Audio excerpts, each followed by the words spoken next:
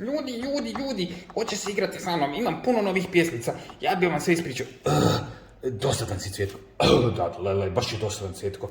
Uostalom, Cvjetko, mi imamo neki bolji plan. Idemo s Jocom na tajno putovanje, naći mistično cvijeće koje je zanimljivo, neko posebno cvijeće. Da, lele, idemo naći posebno cvijeće. Ali ja sam super cvijet. Ne, Cvjetko, ti si dosadan cvijet, ne ideš s nama? Da, lele, idemo di je Joca, moramo brzo ići na put. Dobar dan, djeco, evo me, idemo na put. Ti dosadni, niko te ne traži. Idemo, Joca.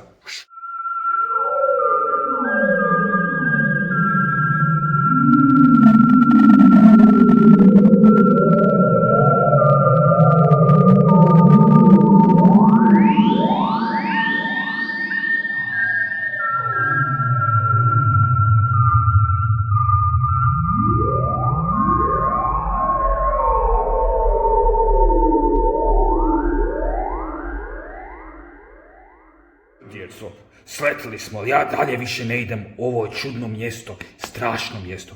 Tata Marko? Ma idemo, lele, mi idemo tražiti izgubljeno cvijeće. Joca, ti nas čeka ovdje. Ja vas čekam ovdje, ali ja se ne mičem, djeco. Dobro, idemo, tata Marko. Ajmo naći to čarobno cvijeće. Lele, gle, vidi. Pa to su neko cvijeće to. Tata Marko, to je neko cvijeće. Ajmo vidjeti kako je to cvijeće. Ko ste vi? Mi smo cvijeće. Dobro da ste došli. Upravo ćete čuti našu najnoviju pjesmicu.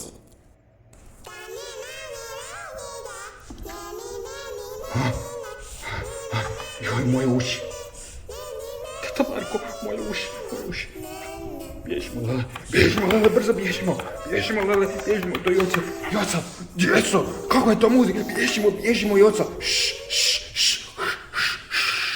Djeco, što je ovo bilo? Ne znam, Joca, ne znam. Tata Marko, ovo je bilo grozno. Da je bar došao normalni Cvjetko. Mene neko zvao. Sad sam vam dobar odjednom. Ti si super, Cvjetko. Da, on je dobar, Cvjetko. Djeco, on je dobar cvijet.